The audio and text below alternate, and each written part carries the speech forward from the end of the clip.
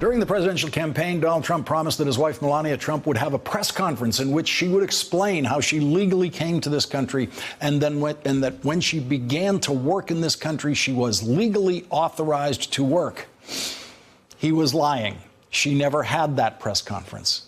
But there's nothing she could have said that would have made her eligible to be president of the United States, because she is not and has never claimed to be a natural-born citizen of the United States. But she acted as president today when she released a statement firing the deputy national security advisor. Her husband is known to be very shy about firing people directly in the White House. And so Melania Trump tried to force the firing of deputy national security advisor Mira Ricardel with this statement: "It is the position of the office of the First Lady that she no longer deserves the honor of serving in this White House." Earlier today, when the president didn't know that his wife was going to fire Mira Ricardel was in the Roosevelt Room with the president, neither one of them knowing she was going to be fired. But that was for one of the rare moments today in the Roosevelt Room where the president has even pretended to work, since the Republicans had a losing night in last week's election that continues to get worse as Democrats continue to pick up seats in the House of Representatives, as they are doing tonight, as the votes continue to be counted. The president of the United States has retreated into a cocoon of bitterness and resentment. That's according to multiple Trump administration sources who spoke with the Los Angeles Times. The LA Times reports that the president's mood apparently changed after Republicans' major election losses last week. Behind the scenes, they say the president has lashed out at several aides, from junior press assistants to senior officials. He's furious, said one administration official. Most staffers are trying to avoid him. The official who spoke on the condition of anonymity painted a picture of a brooding president trying to decide who to blame for Republicans' election losses. The LA Times reports that President Trump has been increasingly absent from public life in recent days. No kidding.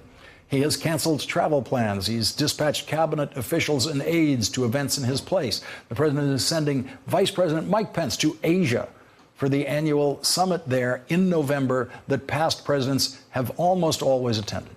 Jordan's King Abdullah met today in Washington with Secretary of State Mike Pompeo, not President Trump. Defense Secretary James Mattis announced that he will be traveling to the Mexican border to visit with troops who the president deployed against Central American asylum seekers who are walking very slowly toward our southern border. According to the LA Times, Trump had reportedly considered making that trip himself, but has decided against it.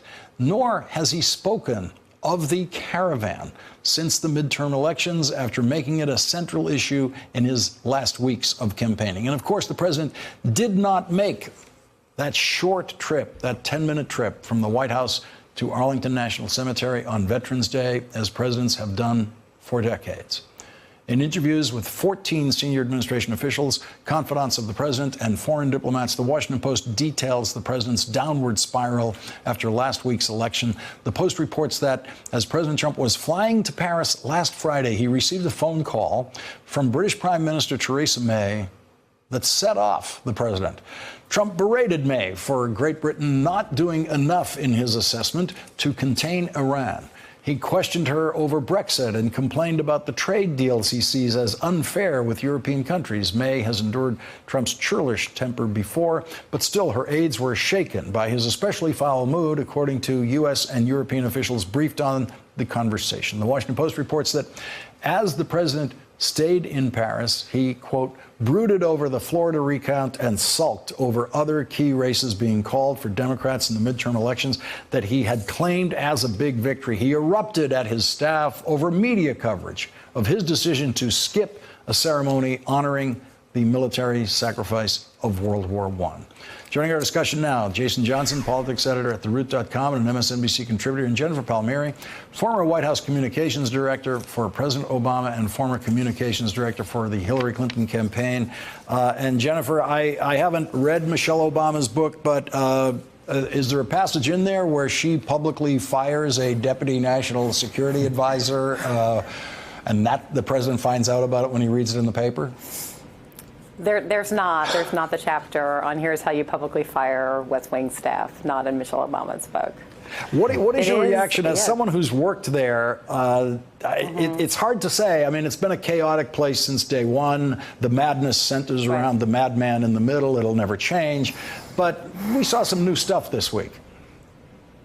Yes, and I worked in the White House between President Clinton and President Obama for nearly 12 years, and what I can tell you is that, however chaotic it appears from the outside, it's actually worse on the inside, which I know is a chilling statement to say, given how chaotic this seems, but that's certainly my experience. And what's happened is so ludicrous that it's almost humorous, except it's actually a very grave situation that the President of the United States seems to be, we've seen him in difficult patches before, but this is a spiraling that I'm not sure where it ends. I mean, just to review what's happened in the last week, for a President of the United States to not go to Arlington National Cemetery on Veterans Day is extraordinary. I know that when I worked for President Clinton, I was a scheduler for President Clinton. And when I came back 10 years later and worked for President Obama, the exact same protocols were in place for what the President of the United States did every single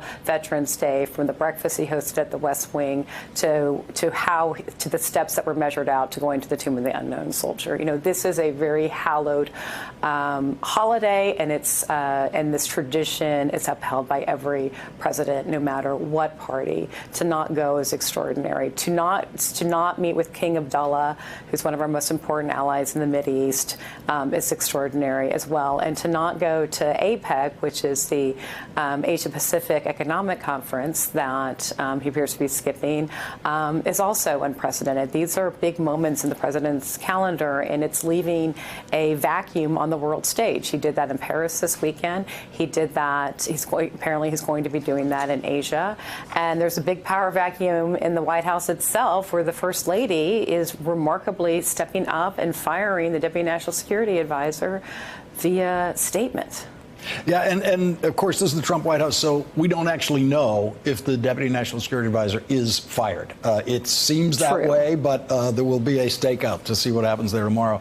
The world will be surprised to discover that Donald Trump does not think it was his fault that he skipped the ceremony at the American Military Cemetery in France. The Washington Post is reporting Trump told aides he thought he looked terrible and blamed his chief of staff's office and Deputy White House Chief of Staff Zachary Fuentes in particular for not counseling him that skipping the cemetery visit would be a public relations nightmare. Jason Johnson, no one told him. He apparently needs to be told to behave properly. What we're watching here is not a presidency. We're watching an extended temper tantrum. He is pouting. He is pouting because he lost and he didn't get what he wanted during the midterm elections. So he's not going to show up at the cemetery, and he's not going to honor American troops, and he's not going to honor Marines, and he's not going to honor any other world leaders, and he's basically going to pout until he finds something that he wants under his Christmas tree, which might actually turn out to be indictments, given what Mueller has been saying. This is the problem. This goes back to what President Obama said 2 years ago when he said, this man does not have the temperament for this job. And the problem is, when you look at the chaos in the White House, it always starts at the top. The president, who has an inability to control his mood and behavior, leads to staff who are incapable of controlling their moods and behavior. I had to look back. The last time you had a first lady fire or try to push out a member of the staff, it was like Nancy Reagan trying to get rid of Don Regan in like the 80s or something like this. This doesn't happen in a normal White House. Melania takes no engagement in the White House and yet is stepping forward to say, I want a deputy security advisor removed from office. This is an indicator of a dysfunctional White House. And unfortunately, this is what Americans have to deal with for at least the next 2 years. Yeah, I mean, I'm sure there's plenty of instances from Eleanor Roosevelt and others where they advised a president to fire someone and to move on. But that was always done quietly and backstage, just the way any other member of the administration who is advising that someone be fired, they would do it quietly and backstage. And Jason, that's the big difference. There is no backstage at the Trump White House. No, it's all out on Front Street. It is literally the definition of drama. We play all of this out on stage. And the problem is, of course, this is what, what was just mentioned here was absolutely brilliant, because everything that looks crazy to us on the outside must be worse for people who are there. It's not uncommon for there to be a bit of a purge after the first midterm election. People just voluntarily want to leave. They want to move on to other jobs. This has been a chaotic White House. But the nonsense that we are hearing now indicates how difficult it is for people to go in and do their jobs every day. They don't know what their jobs are. The president makes commands that they can't follow. They could be fired by people who are not in their direct line of command. That is not a functional government. And unfortunately, if he thinks this is something that puts him in a sour and dour mood, imagine what's going to happen when Democrats take office and run these committees in January and they start investigating some of these agencies that he's got now. He will have no sleep and no ability to continue with what is already a dysfunctional White House. Thanks for checking out our YouTube channel. Subscribe by clicking on the button below for more from The Last Word and the rest of MSNBC.